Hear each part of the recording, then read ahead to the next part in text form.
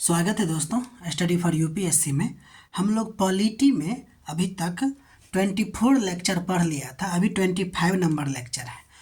24 number lecture में article 32 यानी कि संवैधानिक उपचारों का अधिकार हम लोगों ने पढ़ा था और कुछ और आर्टिकल बाकी रह गया था जिसको यहाँ हम लिख दिए हैं और कुछ टॉपिक भी जो बाकी है। उसके बाद ये चैप्टर जो फंडामेंटल राइट का है जो लगभग 10-15 यानी कि 10 लेक्चर शायद उसी में हो गया है, वो ख़त्म हो जाएगी। ठीक है, तो फिर भी कुछ अभी 1-2 लेक्चर और बनेगा। तो कुछ आर्टिकल जैसे देखिए 12, 13, 33, 34, 35, इसके अलावा कुछ टॉपिक यानी कि मौलिक अधिकारों का निलंबन, FR यानी कि फंडामेंटल राइट की कमियां और आलोचना और फंडामेंटल राइट का महत्व, ये कुछ टॉपिक है। ये तो एक ही दिन में हो जाएगा, बाकी ये 2 दिन और यानी कि लगभग 3 दिन में ये क्लास ख़त्म हो जाएगी पूरा फंडामेंटल राइट का। देखिए आर्टिकल नंबर 12 की बात करते हैं। इसमें क्या है, तो इसमें सिंपल बात याद रखिएगा कि राज्य की परिभाषा के बारे में बताया गया है। ठीक है, और ये बताएगा कि राज्य में क्या क्या शामिल होंगे। तो केंद्र सरकार और संसद शामिल होगा, राज्य सरकार और विधानमंडल शामिल होगा यानी कि राज्य विधानमंडल, सभी स्थानीय प्राधिकरण जैसे कि नगर निगम, पंचायत, ये सब शामिल होगा। और ये अन्य बहुत इंपॉर्टेंट है। अन्य में आप ये याद रखें कि शासन शक्ति का प्रयोग करने वाला कोई भी व्यक्ति या संस्था, जैसे दिल्ली मेट्रो रेल कॉरपोरेशन, उदय, नीति आयोग, RBI, ये सब के सब किस में आएगा, राज्य में आएंगे। ध्यान दीजिए, अन्य में यह स्पष्ट नहीं लिखा है, इसलिए न्यायपालिका जो है अपने फैसलों में बताया है कि जो सरकारी कंपनियां होंगे, जो वैधानिक निकाय यानी कि स्टैट्यूटरी बॉडी होंगे और सरकारी नियंत्रण वाले संस्थान जो भी होंगे, वो भी आपको क्या है कि राज्य में आएंगे। तो आर्टिकल नंबर 12 जो है वो राज्य की परिभाषा के बारे में बात करता है। ठीक, अब हम लोग आर्टिकल नंबर 13 की बात करेंगे। देखिए आर्टिकल नंबर 13 में 4 आर्टिकल है, मूल रूप से 3 था, एक और जोड़ा गया। तो इसको देखिए, पहले एक एक करके देख लेते हैं। आर्टिकल 13(1) यानी कि आर्टिकल 13 क्लॉज 1 में संविधान के लागू होने से पहले के कानून के बारे में बताया गया है। क्या बताया गया है, कहा गया है कि अगर ये संविधान के लागू होने से पहले वाला अगर सभी कानून है और अगर वो मूल अधिकारों का उल्लंघन करता है तो उल्लंघन की सीमा तक वह अधिकार यानी कि वह जो कानून है वह शून्य घोषित हो जाएगा या फिर छुप जाएगा। ठीक, यानी अप्रभावी हो जाएगा। ठीक, यानी आर्टिकल 13(1) संविधान के पूर्व के कानून के बारे में बताता है और फंडामेंटल राइट के साथ इसका संबंध। आर्टिकल नंबर 32 कहता है कि राज्य ऐसी कोई विधि नहीं बनाएगा। अब ये संविधान के बाद की बात हो गई कि अब कोई भी ऐसा कानून सरकार बनाती है तो आर्टिकल 32 के तहत उसको जांचा जाएगा। कहता है कि जो मौलिक अधिकारों का उल्लंघन, यानी कि राज्य कोई ऐसा विधि नहीं बनाएगा जो मौलिक अधिकारों का उल्लंघन करेगा, लेकिन अगर ऐसा करती है तो वह विधि उल्लंघन की सीमा तक शून्य हो जाएगी। ठीक, अब ये बार बार विधि का बात हो रहा है, तो विधि क्या है, संविधान में इसकी भी परिभाषा है। संविधान ने विधि की परिभाषा में कहा कि इसमें ऑर्डिनेंस शामिल होंगे यानी कि अध्यादेश, कोई भी प्रकार का ऑर्डर शामिल होगा, कोई रूल, रेगुलेशन, नोटिफिकेशन, कस्टम्स, इसके अलावा बाय लॉ यानी कि लोकल रूल्स सब जो होते हैं वो भी इसमें शामिल होंगे।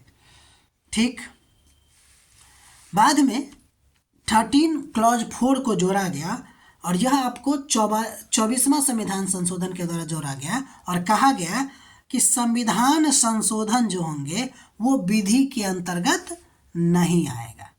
ठीक, तो आर्टिकल नंबर 13(1), 2, 3, 4, 13(1) जो है संविधान के पूर्व के बारे में बात करता है, 13(2) जो है संविधान के लागू होने के बाद की बात करता है और 13(3) जो है वो आपको विधि के बारे में परिभाषा देता है कि विधि क्या है, और 13(4) जो है वो बाद में जोड़ा गया कि कौन सा संविधान संशोधन के द्वारा, तो 24वां संविधान संशोधन के द्वारा। और फिर कहा गया कि ये संविधान संशोधन इसमें जो होंगे वो विधि में शामिल नहीं होगा। इसके पीछे का क्या कारण था उसको अभी चर्चा करेंगे। ठीक है ना। यानी कि संशोधन को सीधे आर्टिकल 13 के तहत हम चुनौती नहीं दे सकते हैं, ये बात को ध्यान रखिएगा। अब जब हम अनुच्छेद, अब ये बहुत इंपॉर्टेंट पॉइंट आ गया यहाँ से, अगर हम अनुच्छेद 1 यानी कि 13(1) की बात करते हैं तो इससे हमको आच्छादन का सिद्धांत या ग्रहण का सिद्धांत, जिसको डॉक्ट्रिन ऑफ इक्लिप्स कहते हैं, वो निकलता है। कहा जाएगा आपको कि आच्छादन का सिद्धांत किस आर्टिकल से संबंधित है, तो आपका आंसर होना चाहिए आर्टिकल नंबर 13। अगर क्लॉज भी दे दे तो 13 क्लॉज 1, ठीक है, ध्यान दीजिए। लेकिन आच्छादन का सिद्धांत या ग्रहण का सिद्धांत जो है आपको प्री कॉन्स्टिट्यूशनल लॉ के लिए है, पोस्ट कॉन्स्टिट्यूशनल लॉ के लिए नहीं है। क्योंकि आर्टिकल 13(1) में क्या था भाई, था ये कि संविधान के पूर्व की विधियां मौलिक अधिकार के साथ टकराती है तो उस टकराहट की सीमा तक, यानी कि उल्लंघन की सीमा तक शून्य हो जाएगी। दैट्स वाई ये है। इस सिद्धांत के अनुसार कहता है कि संविधान के पूर्व की कोई विधि मौलिक अधिकार का उल्लंघन करती है तो कानून पूरी तरह से समाप्त नहीं होगा। इसमें आपको हम बताएं कि इसमें कह रहा है कि उल्लंघन की सीमा तक शून्य होगी, तो क्या ये आपको कह रहा है समाप्त होगा? अंदाजे नहीं लगाना है। तो कह रहा है कि कानून पूरी तरह से समाप्त नहीं होगा, बल्कि वो इनएक्टिव हो जाएगा, बल्कि जिस सीमा तक उल्लंघन करती है फंडामेंटल राइट, उस विधि को उतनी सीमा तक आच्छादित कर देता है और विधि अप्रभावित हो जाती है। बाकी जो रूल है वो चलता रहेगा।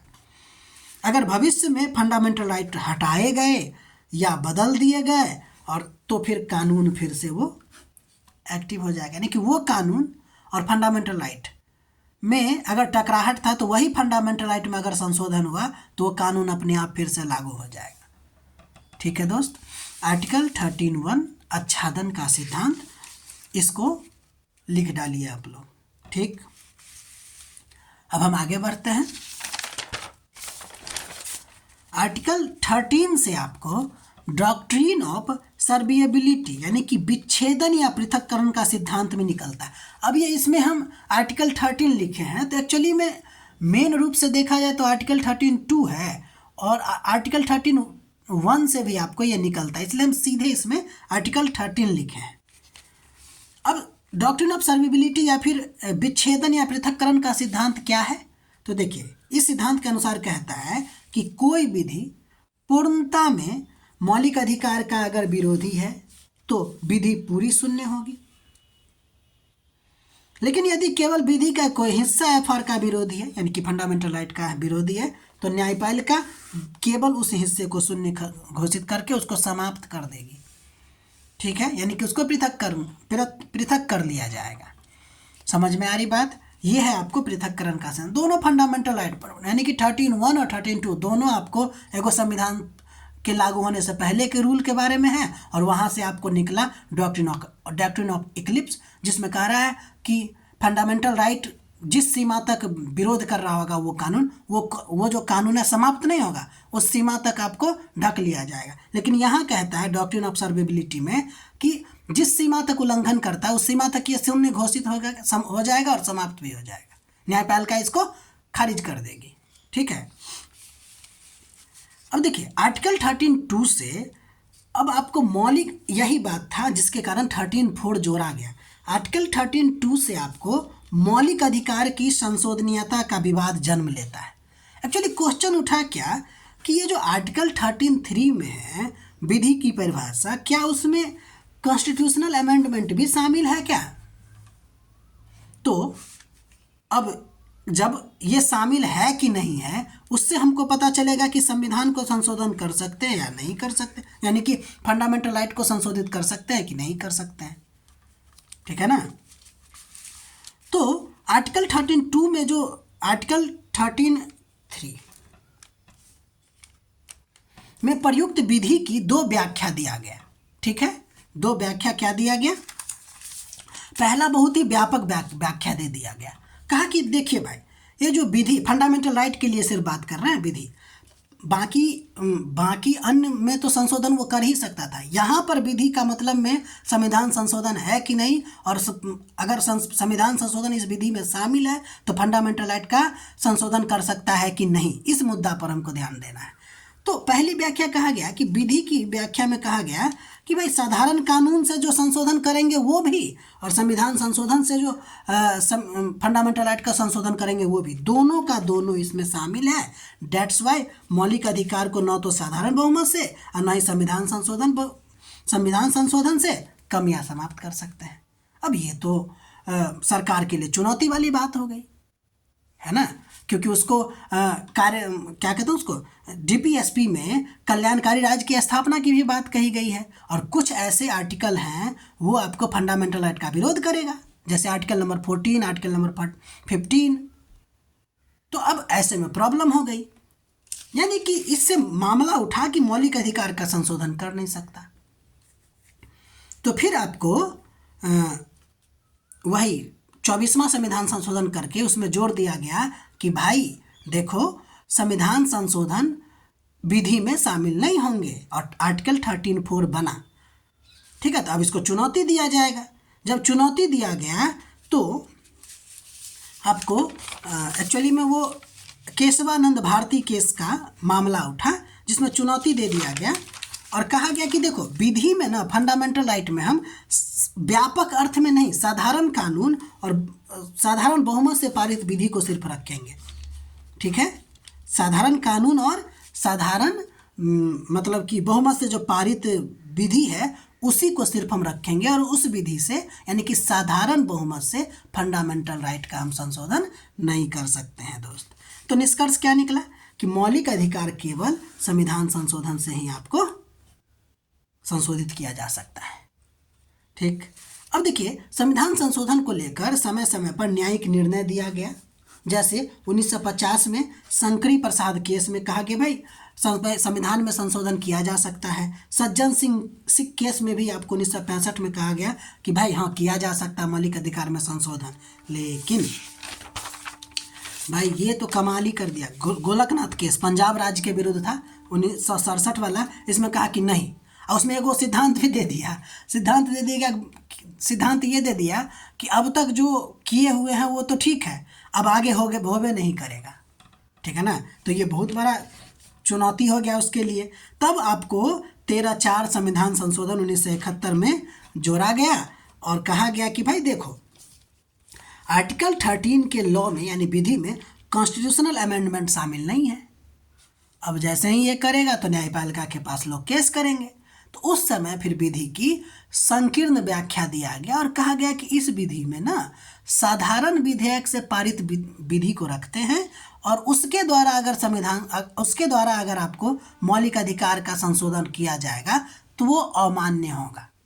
ठीक, तो केशवानंद भारती केस में केस हुआ, तो इसमें सुप्रीम कोर्ट ने कहा कि देखो भाई संविधान संशोधन संसद कर सकता है, यानी कि संविधान ये जो 24वां संविधान संशोधन है वो सही है, और संविधान संशोधन के द्वारा फंडामेंटल राइट को कम या समाप्त कर सकते हैं। लेकिन यहाँ इन्होंने बेसिक स्ट्रक्चर यानी कि आधारभूत संरचना यानी आधारित संरचना या मूल ढांचा का सिद्धांत दे दिया कि अगर किसी भी में आधारित संरचना पाया जा रहा होगा तो हम इसको संशोधन नहीं कर सकते हैं।